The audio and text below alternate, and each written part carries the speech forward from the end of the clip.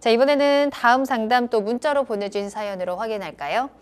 안녕하세요, 전문가님. 방송 잘 보고 있습니다. 시흥시 주귤동 시흥 6차 푸르지오 아파트 114제곱미터에 거주하고 있어요. 이제 10년 차인데요. 괜찮으면 더 거주하고 아니면 갈아타려고 하는데 분석 부탁드립니다. 라고 문자 보내주셨어요. 경기도 시흥시에 위치한 아파트이고요. 10년 동안 지금 거주를 하고 계신 상황이에요. 아파트 전망 체크해 보면서 갈아타기 전략 어떨지 고민을 좀 해볼까요? 네, 일단은 114제곱이면 지금 이렇게 1단지가 2단지가 있는데, 자, 이게 1단지 같아요. 보니까 114제곱 1단지가 나오네요. 자, 일단은 가격적인 부분, 일단 호갱론을 한번 갖고 와봤습니다. 호갱론을 갖고 와봤는데요. 일단은 가격적인 부분이 좀 떨어졌습니다. 5억까지 최고가를 찍었다가 지금 한 3억 5천 정도, 3억 4천 정도 지금 거래 가격이 나와 있고요. 자, 세대수는 이제 1200세대로 해서 뭐 단지가 작다고 말씀드리기는 좀 어려울 것 같고, 괜찮은 적당한 단지라고 보면 될 것 같고요. 연식은 이제 2014년도 7월입니다. 연식은 2014년도 7월이기 때문에 이제 새 아파트라고 말하기는 어렵지만 그렇다고 이제 10년이 넘어간 그런 아파트라고 보시면 될 것 같습니다. 자, 가격적인 부분 좀 떨어진 부분들이 있는데, 자, 이거를 좀 장기적인 부분과 단기적인 부분을 좀 같이 묶어서 좀 풀어드려야 될 것 같아요. 어떤 부분이냐면, 자, 단기적인 부분에서는 지금 이 지역이 지금 보면 지금 주길동 이쪽 지역이 뭐 특별히 개발할 수 있는 지역이라고 보기는 어렵습니다. 동떨어진 지역에 보면 될 것 같아요. 자, 좀 줄여서 말씀드릴게요. 쉽게 말씀드리면 이 과거입니다. 이 2014년도 당시에 이 아파트가 이제 1단지하고 2단지가 이렇게 들어왔을 때 그 당시에 여기 생활권이라고 말할 수 있는 곳이 바로 이 시야 신도시죠. 자, 시야 신도시가 어떻게 보면 거의 뭐 2기 신도시라고 보면 될 것 같은데, 이 시야 신도시가 메인 지역이고요. 이 시야 신도시 안에 뭐 보면 여기 정해서 여기 뭐 이마트도 있고 뭐 다양하게 편의시설들이 자리 잡고 있는 부분들이 있는데, 이 지역이 어떻게 붙었기 때문에 그냥 뭐 정왕동 일대 그냥 생활권하고 같이 그냥 묶여 있다. 이름만 행정구역만 뭐 주길동이지 약간 좀 떨어져 나온 그냥 뭐 정왕동 일대 뭐 그렇게 보시면 될 것 같습니다. 자, 그런 부분이 있는데, 이 이후에 이 시야 신도시가 좋아지는 부분들이 지금 특별히 없어요. 다만 장점이라는 건 뭐냐면 이 밑에 MTB라고 하죠. 시야 이 MTB 라인이 지금 계속적으로 개발되고 위쪽으로 해서 지금 지도 약간 잘려 다시 좀 보여드릴게요. 자,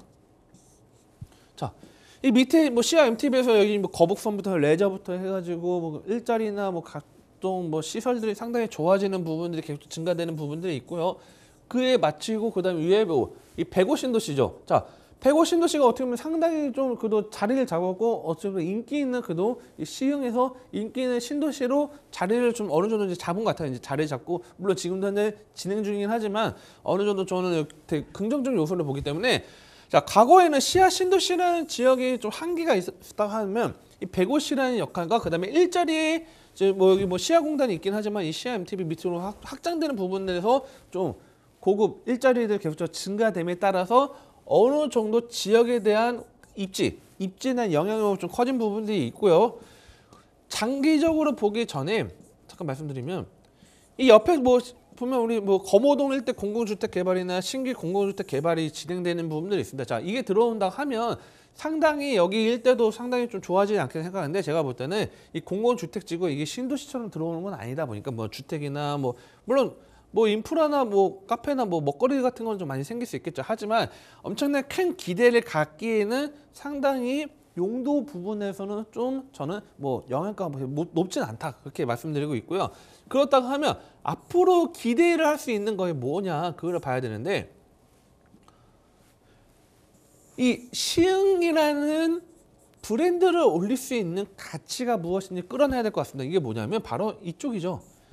지금 이 일대 시흥이라는 지역이 어떻게 보면 여기서 우리가 보면 지금 지도 봤을 때는 뭐 장현지구나 위쪽을 보면 또 다양하게 지금 지역도 거리상으로 멀어 보이긴 하지만 상당히 차량으로 빠르게 이동할 수 있는 부분이 있고, 이쪽 지역들 뭐 교통이 더 확대됐으면 만약에 길이 될 수도 있겠죠. 새롭게 더 큰 길이 난다고 하면 이 지금 이 소사 원시선과 그다음에 신안산선과 그다음에 월판선이 지금 계속적으로 교차가 될 수 있기 때문에 특히 월판선 같은 경우는 이 시흥 일대를 가치를 올릴 수 있는 부분들이 있습니다. 그렇다고 하면 뭐냐면, 저는 이 가치가 지금 3억대라고 하는데 가치는 충분히 조금은 오를 수 있어요.